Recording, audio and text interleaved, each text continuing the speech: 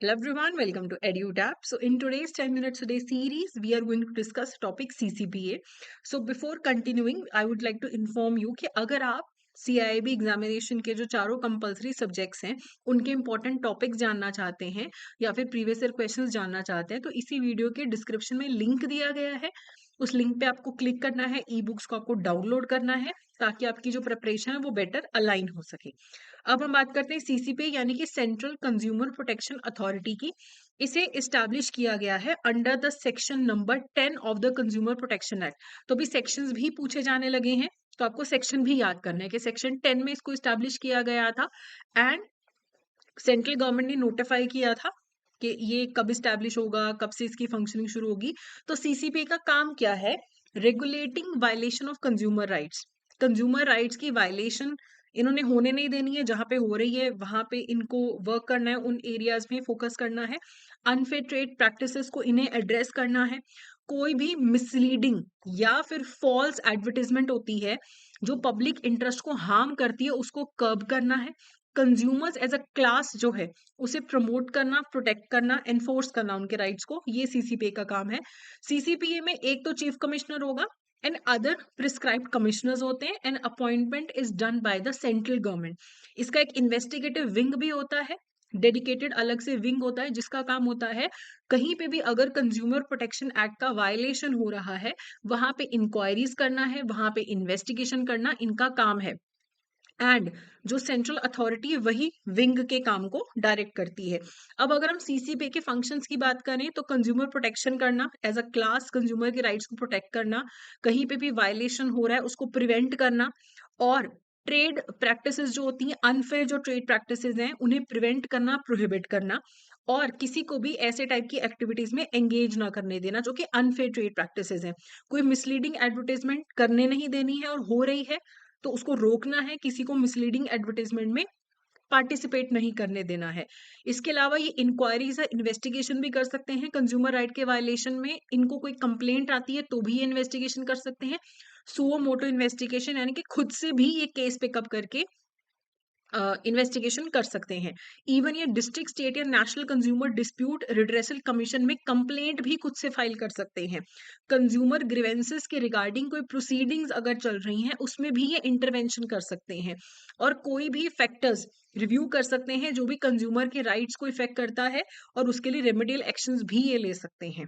इसके अलावा कोई भी इंटरनेशनल बेस्ट प्रैक्टिस है, इनको लगता है कि कोई बढ़िया चीज किसी और देश में हो रही है कंज्यूमर राइट से रिलेटेड, ये इंडियन गवर्नमेंट को भी रेकमेंड कर सकते हैं कि आप भी ये चीज इंडिया में इंप्लीमेंट करो।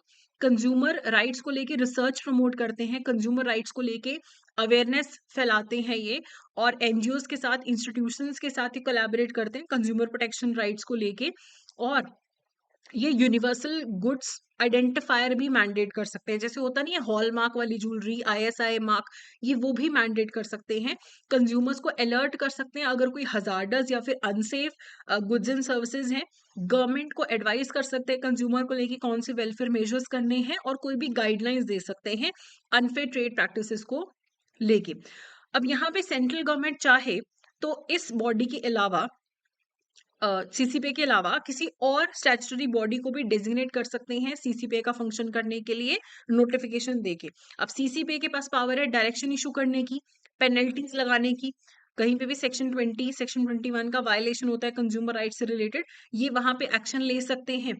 अगर किसी को सीसीपीए के ऑर्डर से प्रॉब्लम है तो वो national consumer dispute redressal commission में ऑर्डर आने के 30 डेज के अंदर अंदर अपील भी फाइल कर सकता है। तो सीधी अपील नेशनल कमीशन के पास जाएगी, डिस्ट्रिक्ट और स्टेट के पास नहीं जाएगी। इसके हेडक्वार्टर्स कहाँ पे है? नेशनल कैपिटल रीजन में है, और रीजनल या दूसरे ऑफिस भी इस्टेब्लिश किए जा सकते हैं जैसा भी रिक्वायरमेंट हो। ठीक है। अब इसके रिगार्डिंग एमसीक्यू करने से पहले I would like to inform you, अगर आप सीआईबी एग्जामिनेशन की अच्छी प्रिपरेशन करना चाहते हैं, खुद से प्रिपरेशन करना आपसे नहीं पॉसिबल हो पा रहा, तो आप हमारे सीआईबी के मास्टर कोर्स में एनरोल कर सकते हैं, जिसमें आपको रिकॉर्डेड क्लासेस भी मिलेंगी, एग्जाम से पहले लाइव क्लासेस भी मिलेंगी, notes, test series, chapter wise MCQs, previous year questions भी मिलेंगे आपको। इसके अलावा अगर आपको सारे सब्जेक्ट्स का मास्टर कोर्स नहीं चाहिए तो इंडिविजुअल सब्जेक्ट्स का भी मास्टर कोर्स आपको अवेलेबल है। तो इसी वीडियो के डिस्क्रिप्शन में लिंक दिया गया है कोर्सेज का, जिसके थ्रू आप हमारी वेबसाइट में जाके एनरोल कर सकते हैं इन द कोर्स। और जो एप्लीकेबल उस टाइम पे कोड हो, जैसे अभी कैब 75 है तो आप कोड अप्लाई करके डिस्काउंट भी अवेल कर सकते हैं। अब क्वेश्चन देखते हैं, which of the following is not a function of consumer protection authority. अब बहुत बार बच्चों की क्वेरीज आती हैं, वो क्वेरी आने का बहुत बड़ा कारण ये होता है कि वो ध्यान नहीं देते कि करेक्ट या इनकरेक्ट पूछा है। अब यहाँ पे क्या पूछा है, what is not a function, इस चीज पे ध्यान देना बहुत जरूरी है। इन्वेस्टिगेट वायलेशन ये तो करते हैं, ये तो आंसर नहीं हो सकता। Promote unfair trade practices, unfair trade practice promote थोड़ा ना करना है, रोकना है, ये तो फंक्शन ही नहीं हो सकता। Issue safety notice to alert customers about hazardous goods, ये भी करते हैं। रेकमेंड इंटरनेशनल बेस्ट प्रैक्टिस, ये भी करते हैं। तो क्या नहीं करते, प्रमोट अनफेयर ट्रेड प्रैक्टिस, तो बी यहाँ पे करेक्ट आंसर हो गया। उसके बाद है, under which section of the CC consumer protection act is CCPA established. तो हमने ये डिस्कस किया था कि सेक्शन 10 के अंडर इसको एस्टैब्लिश किया गया है।